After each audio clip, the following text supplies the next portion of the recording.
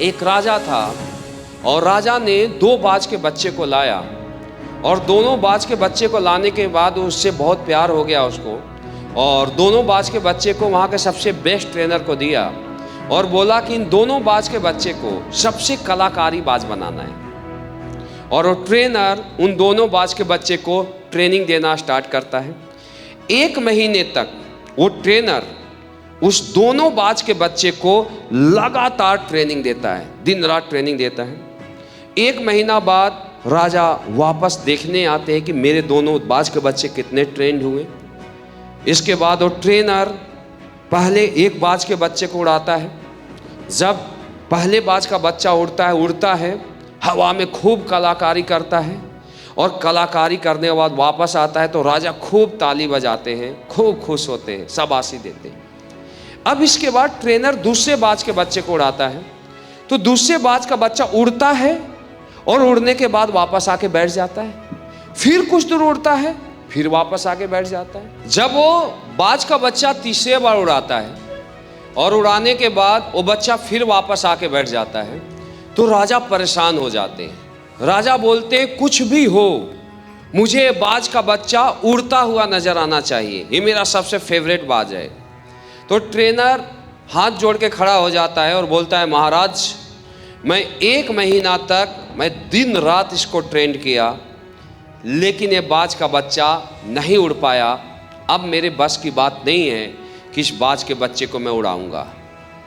राजा परेशान होने के बाद पूरे सिटी में ढिंढोरा पिटवाते हैं ढोल नगारे के साथ और बोलते हैं कि कोई ऐसा व्यक्ति है जो इस बाज के बच्चे को उड़ा पाएगा।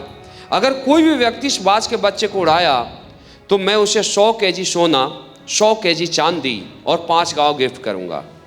सारे लोग वहां पर आते हैं, लेकिन जब उस ट्रेनर का नाम सुनते हैं जो कि वहां का सबसे बेस्ट ट्रेनर था कि ये ट्रेनर 1 महीना में नहीं उड़ा पाया, तो हर व्यक्ति फिर वहां से वापस चले जाते। कोई भी तैयार नहीं होता उस बाज के बच्चे को ट्रेन करने के लिए। एक व्यक्ति आता है और वो बोलता है, महाराज मैं इस बाज के बच्चे को उड़ा दूंगा।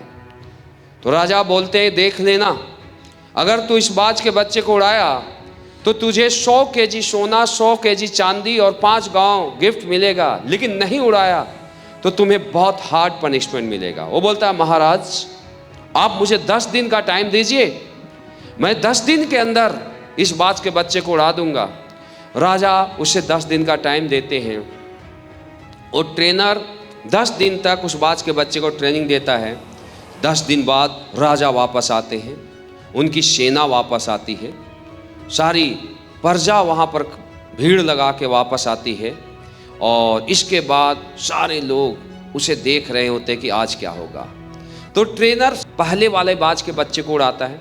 जब पहला बाज का बच्चा है तो उड़ता है, कलाकारी करता है, बैठ जाता है। वो सबको पता था ये बाज का बच्चा ऑलरेडी पहले से उड़ रहा था। अब दूसरे बाज के बच्चे की बारी आती है तो सारे लोग देख रहे होते कि अब क्या होगा। अब अगर ये बाज का बच्चा नहीं उड़ा तो इस ट्रेनर को बहुत बड़ा पनिशमेंट देगा राजा। सारे लोग देख रहे होते टकाटक और वो आदमी वहाँ पर आता है और उसके बाद वो दूसरे बाज को बच्चे को उड़ाता है और जैसे दूसरे बाज के बच्चे को उड़ाता है तो दूसरे बाज का बच्चा पहले बाज के बच्चे से 2 गुना ऊपर उड़ रहा होता है। पहले बाज के बच्चे से 2 गुना ज़्यादा कर्तव्य दिखा रहा होता है। राजा बहुत खुश होते हैं, प्रजा तालियां बजाती है, जय जयकार उसका होता है, फूल माले से उसका स्वागत किया जाता है और राजा खुशी से उसे 100 केजी सोना, 100 केजी चांदी, 5 गांव गिफ्ट करते हैं। इसके बाद राजा उससे पूछते हैं कि दोस्त, तूने इस एग्ज़ाम को जीत लिया, तूने जो भी चाहा था वो मिला, लेकिन तुम एक चीज़ बताओ, इसका रहस्य क्या है, राज क्या है कि जिस काम को यहाँ का सबसे बेस्ट ट्रेनर 1 महीने में नहीं कर पाया, तूने उस काम को 10 दिन में पूरा किया। वो बोलता है, महाराज जब मैं यहाँ पर आया तो सबसे पहले बाज के बच्चे को उड़ाया, वो ऑलरेडी उड़ रहा था। जब मैं दूसरे बाज के बच्चे को उड़ाया तो यहाँ से उड़ाया, फिर 10 फीट गया, फिर वापस आके बैठ गया, फिर उड़ा यहाँ से, फिर कुछ दूर गया, फिर वापस आके बैठ गया, फिर ये तीसरा बार उड़ा और उड़ने के बाद ये वापस आ रहा था तो जिस पेड़ की टहनी से उड़ा था उस टहनी को मैं काट दिया।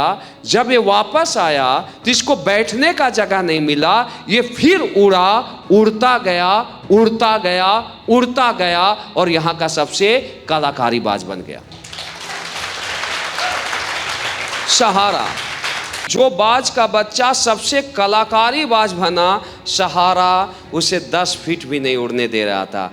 आज के बाद कंफर्ट जोन को छोड़िए, सहारे को छोड़ दीजिए और सोलो पर चलना शुरू कर दो।